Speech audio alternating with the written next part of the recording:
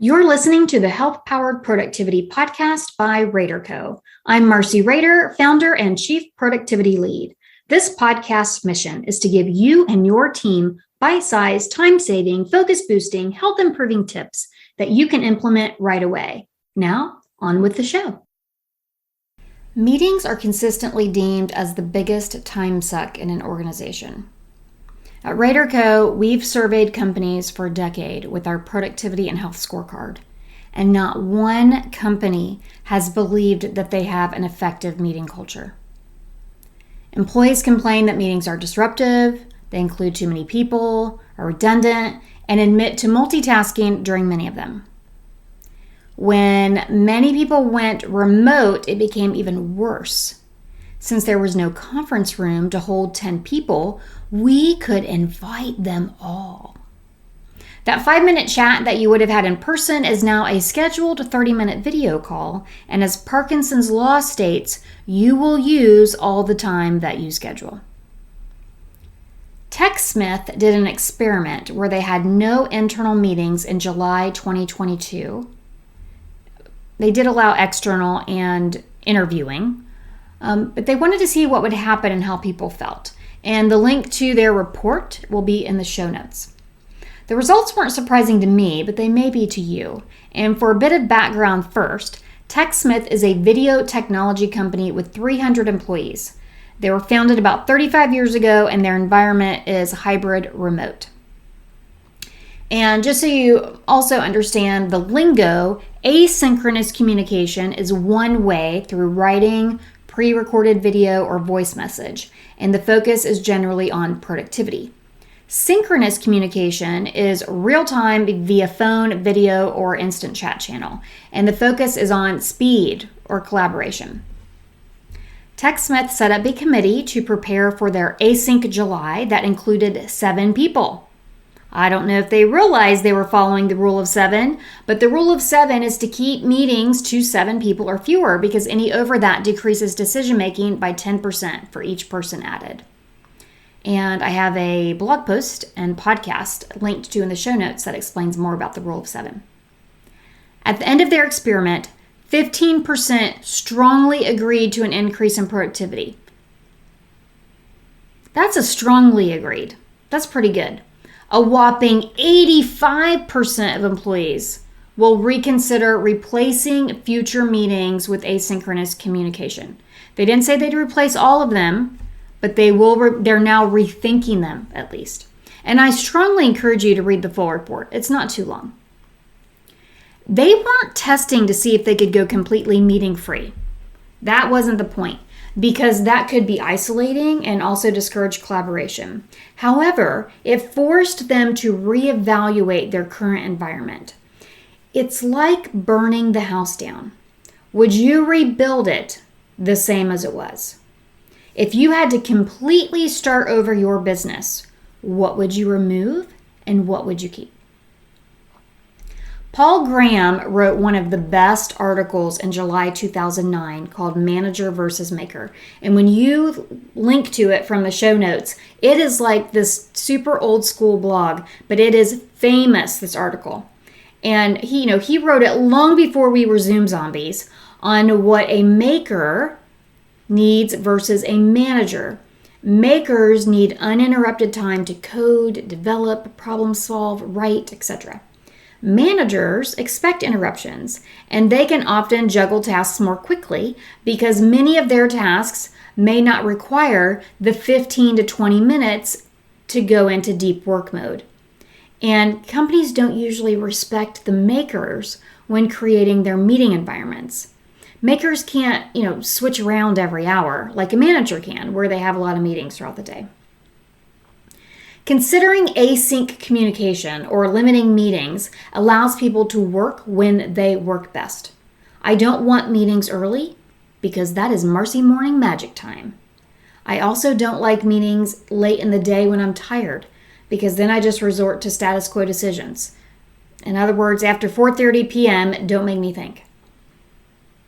One of our top RaderCo clients implemented a meeting reset last year, and the entire company attended training, and we completed an exercise of reviewing calendars a month out and removing redundant or unnecessary meetings. And I remember one person removed 15 hours worth of meetings within the 2 months following.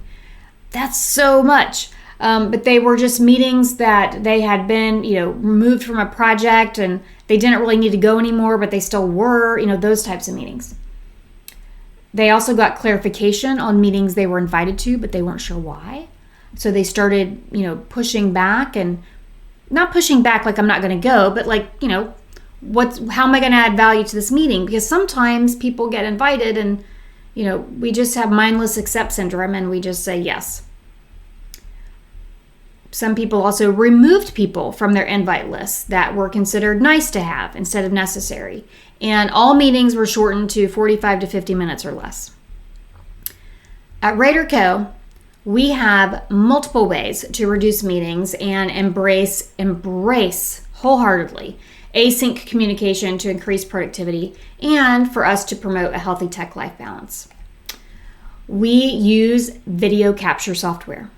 And I detail how we use Loom in the blog post that's in the show notes and also another podcast. But to say I use it at least once a day is not an exaggeration. It saves a ton of time when explaining something that requires showing my thoughts. I use it to show edits to my website pages that I want done. If I'm moving within multiple documents with comments, if I'm describing a process or providing a training. I also use it to talk through my proposals. So when I have a discovery call or training connection call with someone, and they maybe have to send my proposal on to, leadership team or other people, I do a quick 4 to 6 minute walkthrough of the, as I'm going through the proposal, I'm talking over it, and then they can just forward that on and not have to remember everything that I said. We also use ClickUp, that's our project management system, and that allows you to record videos within ClickUp. And I've also just started playing around with Scribe, but don't know enough about it yet to make a recommendation, but it looks pretty darn good. Whatever you use, it needs to be easy and an extension that people can quickly click on and create a screen capture. They should not have to open up Zoom or a Teams video. ClickUp Chat. We never use email internally with our core team, and we use it as little as possible with our contractors. All communication is done in ClickUp via comments. The ClickUp allows for voice, video, or written messages. So if we have a task and somebody comments on it, they can comment with a video, a voice message, or a written message. And then Voxer. How we love Voxer. This is a lifesaver from a productivity perspective for us. It's a walkie-talkie app that we use for clarifications when it's just plain easier to say verbally than write it down. The person I communicate with the most is our concierge and director of marketing, and I'm a talker. Surprise, surprise. And so is my concierge because she is also my best friend. And we know that if we were to get on the phone, sometimes we could get carried away talking about non-work related stuff. We could totally rabbit hole. And Voxer messages keep us from doing that. It is for work only. And we use what's also great about it is if you sign up for the premium and you find that you start to ramble, you can even recall your message. I also use Voxer to communicate with most of my coaches to give background on clients, discuss schedules, give updates, ask questions. It's awesome. And they can listen and respond when it's convenient for them.